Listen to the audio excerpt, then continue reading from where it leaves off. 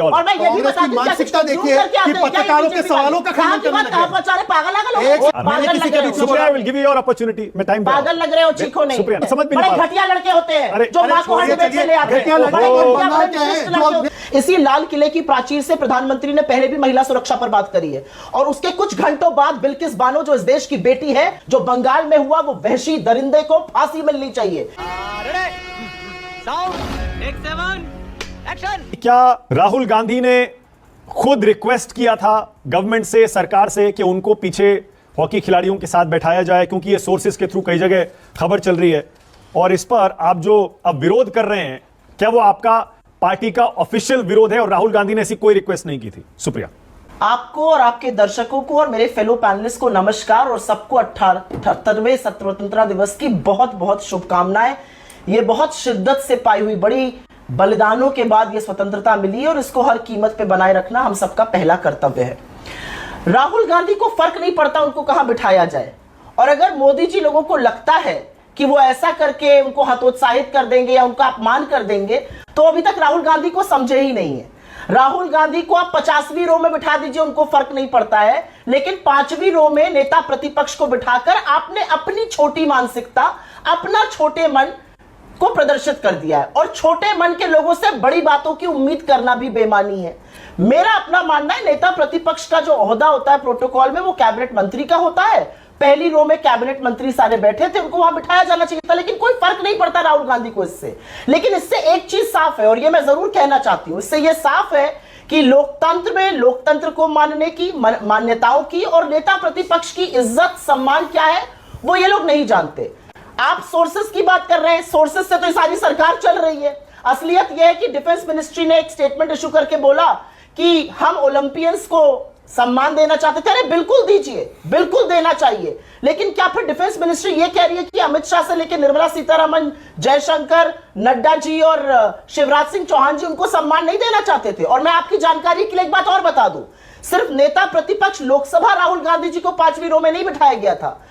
खड़गे जी किसी कारणवश नहीं गए, उनकी भी सीट 5वीं रो में थी। लेकिन मुझे लगता है आजादी के दिन स्वतंत्रता का इतना बड़ा हमारा समारोह था, उसमें भी छोटे मन से राजनीति करना, ये मोदी जी की पहचान है, कोई फर्क नहीं पड़ता। पीएम के भाषण पर अभी आता हूं मैं, आपकी आंख में आंख डाल के सवाल पीएम के भाषण पर भी आता हूं। शहजाद, आपका रिस्पांस क्या ऑफिशियल आपका भी गवर्नमेंट की तरफ से, आप पार्टी की तरफ से बोलेंगे, पर क्या जो मिनिस्ट्री ऑफ डिफेंस कह रही है वही है सोर्सेज के थ्रू के राहुल ने खुद रिक्वेस्ट किया था? सबसे पहले मेरी तो माताजी का भी जन्म दिवस है और आज भारत माँ का स्वतंत्रता दिवस है, इसका मैं खंडन करती हूँ। अब क्या बीच में बोलना शुरू कर देंगे क्या? ये एक सेकंड, सुप्रिया किस बात का खंडन कर रही है? मेरी माँ का बर्थडे है, ये इसमें झूठ है, ये मेरी माँ का बर्थडे है, ये भी झूठ बोल देंगी? अरे मेरी माँ का बर्थडे है और वो एक सिंगल लेडी है, ये बताएंगे कि मेरी माँ का बर्थडे कब है? मैं सख्त आपत्ति करता हूँ, ये मेरे पे क्या व्यक्तिगत टिप्पणी है? और मेरी माँ पसमानदा समाज से आने वाली मुसलमान महिला पर ऐसी टिप्पणी को मैं स्वीकार नहीं कर सकता। मुझसे माफी मांगी जाए, पहले डिबेट में मुझसे माफी मांगी जाए। मेरी माँ का जन्म ये बताएंगी क्या? किस बात का खंडन? मेरी माँ का जन्म कब हुआ ये बताएंगी क्या? किस बात का खंडन कर रही है सुप्रिया? नहीं, ये बंगाल में जो हुआ महिलाओं के साथ, उस पर एक शब्द इनके मुंह से नहीं निकलता। कल जिस प्रकार से डॉक्टरों को पीटा गया, उस पर एक शब्द नहीं निकलता। ठीक से बोलो, नहीं तो नस फट जाएगा। और मेरी माता जी के बारे में इस प्रकार की बातें करेंगी, मैं हरगिज नहीं स्वीकारूंगा। क्या चैनल इसको स्वीकारता है? बिल्कुल नहीं, बिल्कुल नहीं। मैं इसीलिए एक सेकंड, वन सेकंड, सुप्रिया आप किस बात का खंडन कर रही है? जो आपने प्रश्न पूछा कि क्या राहुल गांधी जी ने रिक्वेस्ट किया था, बिल्कुल उन्होंने रिक्वेस्ट नहीं करी थी। कांग्रेस की प्रवक्ता खंडन करती है, और मैं ये भी बता दूं, मानसिकता देखिए कि पत्रकारों के सवालों का खंडन करने लगे। पागल ओके सुप्रिया, मुझे देखिए सर्टिफिकेट आप ना दे, आपका तो क्या हाल है पूरी दुनिया को पता है। ओके चलिए मुद्दे पे, ये पागल कहना, ये मुद्दे पे बिल्कुल नहीं, please no personal comment please, तो बता दीजिए। बिल्कुल नहीं, बिल्कुल आगरा रिटर्न लोगों से मैं डिबेट नहीं करता, आइए मुद्दे पे, है ना? ठीक है, आइए सुनिए। पहले तो पत्रकारों को बता रही है स्वतंत्रता दिवस पर कि कैसे सवाल पूछना और खंडन करेंगी। जो पत्रकारिता एक दिन में छोड़कर राजनीति में आ गई, वो पत्रकारों के सवालों का खंडन कर रही है, ये तो इनका स्टैंडर्ड है। दूसरी बात मैं आना चाहता हूं मुद्दे पर। देखिए, कहां बैठे हैं इस पर ज्यादा फोकस है, कहां खड़े हैं विषयों पर उस पर नहीं।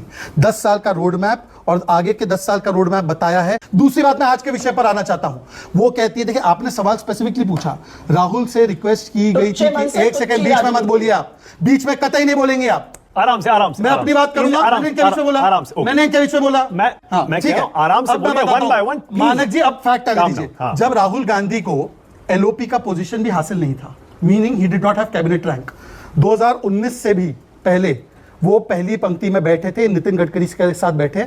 एक बार पढ़ के सुनाता हूं। Rahul is at front row seat on 70th republic day. तो मतलब कि राहुल गांधी को हमेशा सम्मान दिया गया है। ये एलओपी की बात कर रही है। एलओपी को पहली बार कैबिनेट रैंक किसने दिया? बीच में मत बोलिए सुप्रिया श्रीनेत, मैं स्टूडियो में हूं, आपसे तेज बोल सकता हूं और आपसे लॉजिकल बोल सकता हूं। चुप करके सुनिए।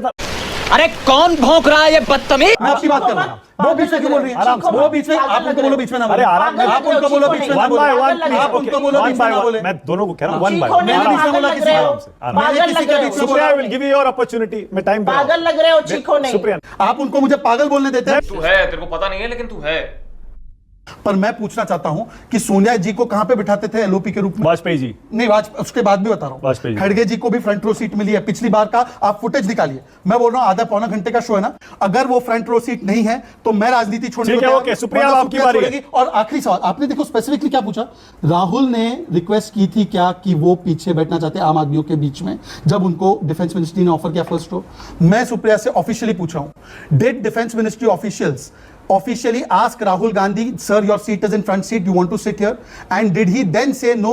या उनको ऑफर ही नहीं किया गया था? ये जरा सुप्रिया, आपकी बारी है, बोलिए सुप्रिया, बोलिए। This is a blatant big lie, ये झूठ है। अच्छा। और मैंने इसलिए पागल बोला, अगर मुझे आगरा रिटर्न कहोगे तो तुम्हें 10 बार पागल कहूंगी। तमीज से बात करोगे, आगरा रिटर्न से तो बहुत अच्छे लोग आ सकते हैं। आगरा रिटर्न, सबकी सीट, आप कहां से आगरा रिटर्न समझ गए? सबकी सीट नामांकित होती है। हाँ। नामांकित सीट होती है और नामांकित सीट पर उनका जो सीट थी वो 5वीं रो में थी। खड़गे जी की भी सीट वहां पर थी। ये मैं डंके की चोट पर बिल्कुल पुरजोर तरीके से कह रही हूं। दुनिया को दिख रहा है कि आप कैसे विषय, और मुझे लगता है कि मैं एक नसीहत आपको देना चाहती हूँ। आपकी नसीहत आप अपने पास रखिए, अपनी पार्टी को दीजिए। आपकी फालतू की नसीहत लेने के लिए मैं नहीं बैठा हूँ। मेरे पास दूसरी नसीहत लेने के लिए बहुत लोग हैं। मैं अपनी माँ की नसीहत लेता हूँ, आपसे नहीं लेता। मैं कुछ समझ भी नहीं पा रहा। घटिया लड़के होते हैं जो माँ को हंड बेच से ले आते हैं। घटिया लड़के जो रेप कर रहे हैं उस बच्ची का, जिस पर आपके मुंह से एक शब्द नहीं निकल रहा है। घटिया लड़के मोहित खान है जिस पर एक शब्द नहीं निकल रहा है। बंद करिए, बंद करिए। अब सुप्रिया श्रीनेत, सुप्रिया ने क्योंकि राहुल का मुद्दा तो उठाया, सुप्रिया आपने पीएम के भाषण पर अपनी राय नहीं दी, आप कैसे पीएम के भाषण को रेट करती हैं आज?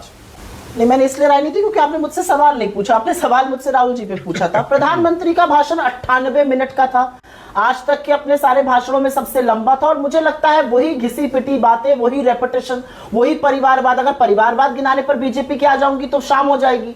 लेकिन जिसको चुनकर लोग भेज देते हैं वो तो लोकतंत्र का आप अपमान करते हैं, उनको बार बार परिवारवाद करके। प्रधानमंत्री की आधी बातें उनकी पार्टी नहीं सुन रही है। और मैं एक महिला होने के नाते और एक अकेली महिला होने के नाते इस पैनल पर एक बात जरूर कहना चाहती हूं। इसी लाल किले की प्राचीर से प्रधानमंत्री ने पहले भी महिला सुरक्षा पर बात करी है, और उसके कुछ घंटों बाद बिल्किस बानो जो इस देश की बेटी है, उसके जघन्य अपराध के जो दोषी थे, पाए गए थे, उनको रिहा किया गया था और प्रधानमंत्री की सरकार की मंजूरी से किया गया था। उनका स्वागत इनके एमएलएज ने किया था। प्रधानमंत्री मणिपुर पर चुप रह जाते हैं, प्रधानमंत्री आसाराम को बेल देते हैं, फरलो देते हैं राम रहीम को, और बात करते हैं महिला सम्मान की। प्रधानमंत्री के एक शब्द नहीं बोलते थे हाथरस पर। मेरा अपना मानना है, महिला के सुरक्षा, महिला के सशक्तिकरण, महिला के सम्मान में राजनीति मत कीजिए, ये गलत है। जो बंगाल में हुआ वो वहशी दरिंदे को फांसी मिलनी चाहिए। ये बात हमें अपनी महिला खिलाड़ियों को भी कहनी चाहिए थी, उनके साथ खड़े होने चाहिए था। उनके खिलाफ आरोपी को। अब शहजाद पूनावाला, शहजाद की बारी है। यहाँ पे बस एक छोटी सी बात कहना, जल्दी बोलिए। भ्रष्टाचार पे एक छोटी सी बात, भ्रष्टाचार पे प्रधानमंत्री अडानी और सेबी पर मुंह नहीं खोल पा रहे, एक शब्द नहीं बोल पा रहे।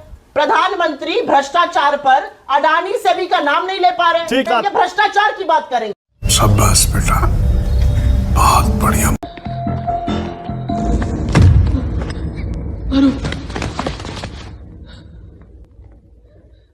क्या हुआ? कुछ मुंह में घुसेड़ा, उसके बाद गले को उधेड़ के नाक से बाहर निकाला, उसके बाद मेरी बत्ती गुल हो गई। अब बताइए मैं क्या करूंगा?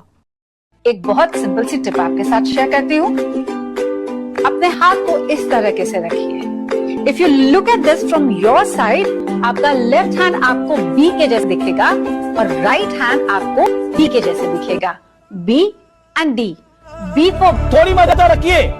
वे मैं थो तेरा मन पर